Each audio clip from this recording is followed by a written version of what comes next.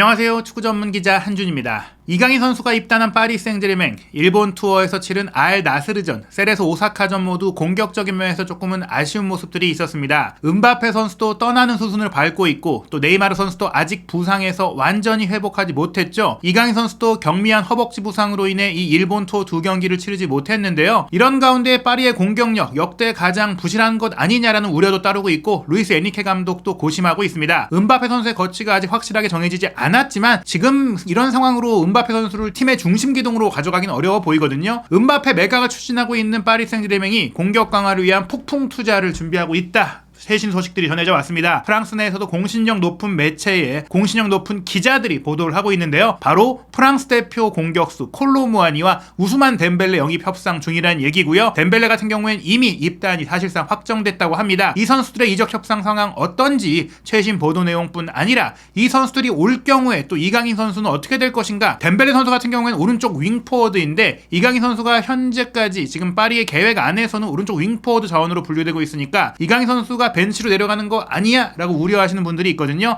전술적으로 어떻게 조합을 이루게 될지도 상세하게 분석해드리도록 하겠습니다. 우선 파리의 지역신문인 르 파리지앵에서 파리 생제르맹이 우스만 덴벨레 영입의 개인 조건에 있어서 합의했다라고 보도를 했는데요. 저희가 이전에 소개한 영상에서 덴벨레가 바르셀로나와 새롭게 계약을 맺을 때 바이아웃 조항을 삽입을 했는데 이 바이아웃 조항에 따르면 2023년 7월 31일까지 이 바이아웃 조항이 발동될 경우에는 5천만 유로다. 하지만 8월 1일이 되는 순간 1억 유로로 올라간다. 이런 그 조항이 있다는 걸 소개드렸어요. 현 시점에서 이제 8월 1일로 넘어갔는데 오피셜이 나지 않았다. 이 얘기는 바이아웃 조항이 지불되지 않았다는 얘기인데 그 상황이 어떤 것이냐? 우선 덴벨레가 파리 생제르맹과 개인 조건에 있어서는 5년 계약 그리고 연봉 2천만 유로에 합의했다. 여기에 보너스, 하락에 따른 보너스를 받기로 했다라고 하는데 일단은 구단 간의 협상이 이어지고 있다고 합니다. 그 얘기는 바이아웃 조항을 지불해서 5천만 유로에 딱 끊고 이적하는 게 아니라 구단 간의 협상을 통해 이적료를 지불하는 형태로 간다. 즉 5천만 유로 내는 것도 아니고 1억 유로 내는 것도 아니고 그 사이에서 합의가 될 것이다. 이렇게 얘기가 나온 겁니다. 이 보도 내용이 검증된 이유가 복수의 매체, 특히 믿을만한 매체들에서 교차적으로 나왔기 때문인데요. 디 애슬레틱 영국판에 또 이제 프랑스 담당 기자가 올린 기사를 보면 우스만 덴벨레가 파리로의 합류를 원한다. 하지만 바르셀로나의 미국 투어는 남아있을 것이다. 즉 미국 투어 일정에 덴벨레가 일정 부분 뛰어야 되는 조건이 아마 있는 것 같아요. 그런 부분들에 의해서 바르셀로나가 또 위약금 지불을 하면 안 되기 때문에 덴벨레 측과 파리 측도 바르셀로나의 상황을 이해해 준다는 것이죠. 라스베가스에서 열릴 바르셀로나와 AC밀란과의 경기까지 치르고 나서 덴벨레가 파리로 합류한다고 합니다. 그리고 5천만 유로 바이아웃 금액이 아니라 그 이상의 이적료를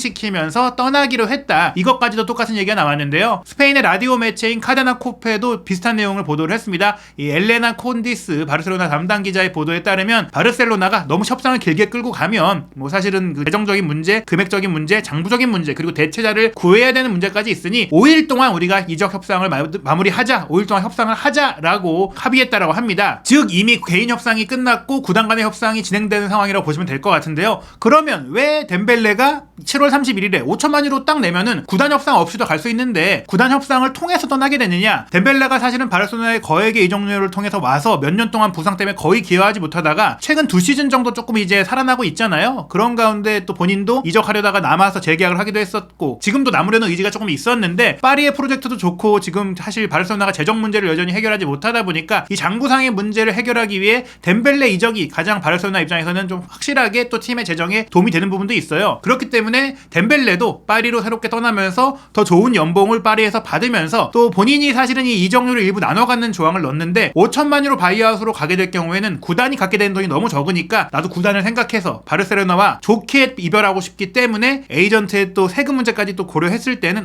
그러면 바이아웃 말고 이적 협상을 통해서 바르셀로나 구단도 좀 더 돈 가져가고 나도 기분 좋게 바르셀로나가 떠나고 바르셀로나로부터 나눠 갖는 이적료도 좀 더 나도 받고 결국에는 파리가 돈을 좀 더 내도록 하는 그런 협상에 대해서 동의를 했다라는 거죠. 이런 부분이 3자가 원활하게 이루어졌기 때문에 바르셀로나 지역 스포츠 신문인 스포르트도 아디오스 덴벨레라고 조금은 기분 좋게 기사를 썼고 바르셀로나도 바이아웃으로 뚱 떠나는 네이마르 때처럼 손도 못 쓰고 떠나는 그런 상황이 아니라 물론 그때는 많은 돈을 받긴 했지만 어느 정도 원활하게 윈윈 할 수 있는 협상이 이루어졌다 이렇게 보시면 될 것 같아요. 그러니까 우스만 덴벨레의 오피셜은 며칠 안에 날 것이다라고 보시면 될 것 같은데 파리 생제르맹 입장에서는 덴벨레가 온다고 지금의 문제가 해결되지는 않습니다. 덴벨레 같은 경우도 득점력이 있는 선수긴 하지만 기본적으로 측면 초반 공격수고 골을 만드는 데 기여하는 선수잖아요. 지금 파리의 가장 큰 문제는 골을 넣는 선수가 부족하다는 것, 즉 최전방 공격수가 부족하고 음바페가 남는다고 하더라도 9번 공격수를 영입해야 된다는 얘기들이 있었잖아요. 그렇기 때문에 해리 케인 선수와도 연결이 됐었는데 덴벨레가 와서 오른쪽 측면을 좀 보강한다면 여전히 최전방의 9번 공격수는 필요하죠. RMC 스포르의 파브리스 호킨스 기자가 그렇기 때문에 이런 추가 보도를 내놨습니다. 우스만 덴벨레 외에도 파리 생제르맹이 최소한 3명 정도 공격수를 영입하려고 한다. 저는 이 부분에 있어서 3명을 다 영입한다기보다는 후보 물망에 오른 선수들을 좀 생각하고 백업 자원 공격수까지 영입하려는 게 아니냐라고 생각이 드는데, 에키티케가 좋은 모습을 보이긴 했지만 또 에키티케를 시즌 내내 끌고 갈 수 있겠느냐. 게다가 만약에 이 9번 공격수 한 명을 데려왔다고 하더라도 이 선수가 다친다거나 어떤 일이 생겼을 때 대비할 수 있겠느냐. 만약 장기 부상이라도 뜰 경우 백업 자원이 있었는데 그걸 에키티케라는 유망주로 갈 수 있겠느냐. 이런 것들을 생각했을 때는 2명의 스트라이커를 좀 특급으로 데려와야 되는 게 아니냐, 이런 얘기인 것이죠. 게다가 음바페까지 떠난다면 자금적으로 어떻게 된다면 돈이 들어올 것이고 분명히 그 중량감을 해결해줘야 되는 그런 부분이 있다고 봐야 되겠죠. 그렇기 때문에 사실 덴벨레가 왔다고 하더라도 이강인, 아센시오, 네이마르 이 선수들만으로 공격진을 구성하기 숫자적으로도 부족한 게 사실입니다. 그래서 지금 언급된 선수들 보면은 이제 케인 선수의 사진이 여전히 있고 무한히도 있는데, 케인 같은 경우에 사실 현재 바이에른 뮌헨과 협상을 하고 있죠. 케인 선수 본인이 파리는 거절한 상황인데요. 일단은 PSG 리포터, PSG의 소식 전문으로 다루는 미디어인데 여기서 최근에 이제 독점 정보를 소개하고 있어요. 이 독점 정보에 따르면 파리 생제르맹이 이 9번 공격수 자리에 콜로 무아니 영입을 추진하고 있고, 또 콜로 무아니가 덴벨레와 에이전트 같기 때문에 동시에 협상이 이루어지고 있다라고 소개를 했습니다. 하지만 PSG 리포터가 이제 공신력 높은 매체는 아니기 때문에 이 정보의 진위 여부를 좀 판단하기가 가늠하기가 어려운데, 다른 매체들에서도 후속 보도가 나왔고 무아니에 대해서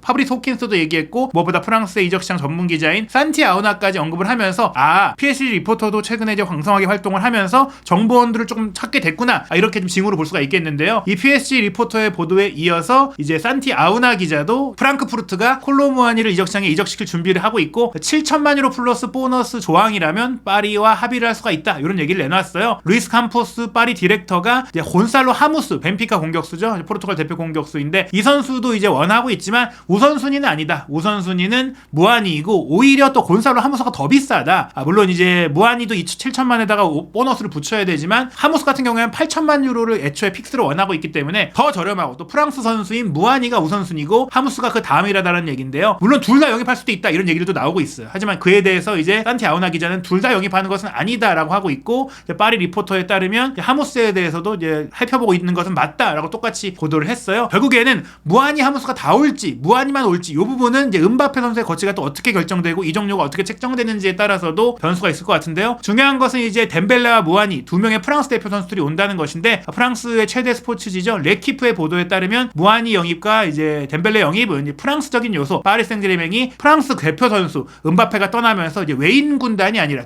특히 최근에는 스페인 쪽의 선수들, 한국 선수 이강인 선수까지 왔죠. 좀 다국적 군단의 느낌이 있는데 여기에 이제 프랑스를 대표하는 팀으로 만들겠다, 프랑스 선수들을 많이 좀 데려와야 된다, 프랑스 선수들을 통해서 좀 리빌딩을 하겠다라는 의지 속에 이제 새롭게 영입되는 선수는 무아니와 덴벨레가 될 것이다, 이렇게 소개를 한 것입니다. 르디 스포르도 이제 프랑스에서 최근에 왕성하게 기사를 내고 있고 취재한 기사를 내고 있는 매체인데요. 이 매체에서 이제 르키프에 출연한 세베락 기자의 그 얘기를 좀 소개를 했어요. 중요한 게 베르나르도 실바거든요. 베르나르도 실바가 만약에 파리에 오게 될 경우에는 정확하게 이강인 선수에게 요구되는 역할이 겹치기 때문에 이 선수가 올 경우에는 정말 이강인 선수가 이제 주전 경쟁에 좀 크게 직면하는 상황이 되거든요. 덴벨레는 좀 더 온더볼로 공을 끌고 가서 윗지역에서 플레이를 하고, 무아니 같은 경우도 측면까지 커버한다고 하더라도 최전방 박스를 부근으로 움직이는 선수고, 아센시오도 직접 골문을 타격하는 게 강점이기 때문에 밑으로 내려가서 후방 빌드업도 하고 메짤랄컬도 하고 경기 전체를 조율하는 이강인 선수는 측면 공격수라고 하더라도 다른 그 파리 내에 있는 선수들과 롤이 다르기 때문에 사실은 주전 경쟁에 있어서 조금 안심할 수 있는 상황이었어요. 근데 베실바는 거의 이제 겹친다. 사실 파리의 원래 계획도 베실바를 주전으로 가고 이강인 선수를 로테이션 자원으로 가는 그림을 그렸을 겁니다. 아직 이강인 선수가 좀 어리고 좀 더 성장해야 되는 부분이 있긴 하거든요. 하지만 이 베실바를 이제 데려오지 못하게 된 상황이 포착이 되고 있습니다. 일단은 이 세베락 기자 같은 경우도 베실바는 파리에 오고 싶어 하지만 과르디올라 감독을 설득해야 된다, 즉 과르디올라 감독이 팔 수 없다라는 완강한 자세를 보이고 있고,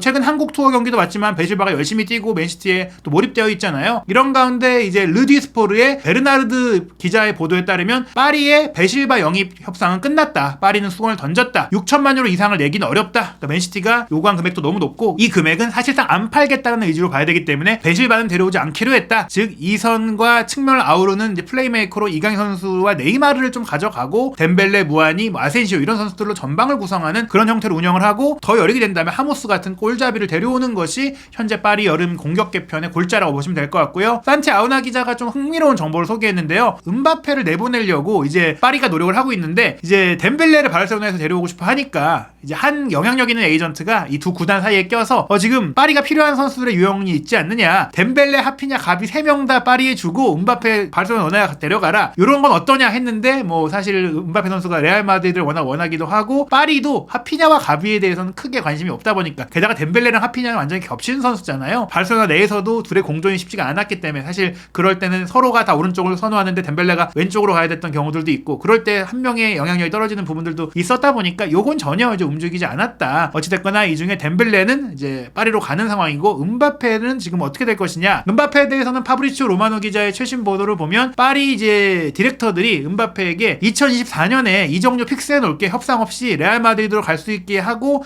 재계약하자 뭐 이렇게 좀 제안했다고 해요. 르키프의 로익 탄지 기자의 보도라서 믿을 만한 내용인 것 같은데 결국 음바페가 거절을 했고 음바페 그 거절 속에 이제 1년 연장 계약이 발동될 수 있는 기간이 지났습니다. 8월 1일이 되면서 이제 음바페의 계약은 내년 여름에 만료되는 것으로 이제 정리가 되다 보니까 현재 협상의 주도권을 음바페가 더욱더 강하게 가져가게 됐는데요. 일단 음바페도 계속해서 이렇게 파리와의 관계를 좀 계속 안 좋게 갈 것인지에 대해서 지켜봐야 될 것 같아요. 음바페가 현재 뭐 모나코에 휴가를 다녀오면서 잠깐 쉬었다고 하는데 이 기간 동안 또 파리와의 협의가 어떻게 될지 또 파리는 음바페의 대체자를 언제 또 발표하게 될지 구하게 될지도 앞으로 지켜봐야 될 것 같습니다. 무아니와 덴벨레가 온다고 했을 때 이강인 선수와 네이마르 선수는 어떻게 조합을 이루게 될 것이냐. 사실 뭐 파리가 엔리케 감독 체제에서 4-3-3을 쓴다라고 말씀을 많이 드렸는데 4-2-3-1에 가깝게 지금 움직이는 프리시즌의 경기 양상들이 있었거든요. 4-2-3-1이라고 본다면 이강인 선수가 공격형 미드필드 자리를 보면서 3톱 공격수를 지원하는 형태가 되는데 무아니가 최전방, 덴벨레가 오른쪽, 네이마르가 왼쪽인데 네이마르 선수도 이제 10번 역할을 이강인 선수가 나눠하는 더블10의 가능성이 좀 있지 않나 생각이 들어요. 그 이유는 이제 비티냐 같은 경우도 활동력이 좋고 자이레 에메리도 활동 범위가 높으니 네이마르 선수를 좌우 뒤로 커버해주고 뛸 수 있고 또 이강인 선수 뒤에는 우가르테가 커버를 해줄 수가 있거든요. 베라티도 있긴 한데 베라티가 지금 사우디 이적설도 나오고 있는 상황이기 때문에 이 부분은 지켜봐야 할 것 같은데 네이마르 선수도 물론 측면으로 벌려서 움직일 수 있지만 최근의 성향을 보자면 속도나 돌파를 통해 상대를 벗기는 상황들이 부상으로 유발되는 경우들이 많다 보니까 공을 쥐고 주고받고 뿌리는 플레이를 많이 해요. 이강인, 네이마르가 함께 근거리에서 붙어주고 하킴이나 리카 혹은 누누 멘데스 같은 선수들 혹은 자이레 에메리나 비티냐 혹은 솔레르 같은 선수들이 측면으로 빠져 움직이면서 커버하는 상태가 될 수 있고 또 무아니가 공을 달고 측면으로 빠져서 중앙 공간을 또 만들어줄 수도 있는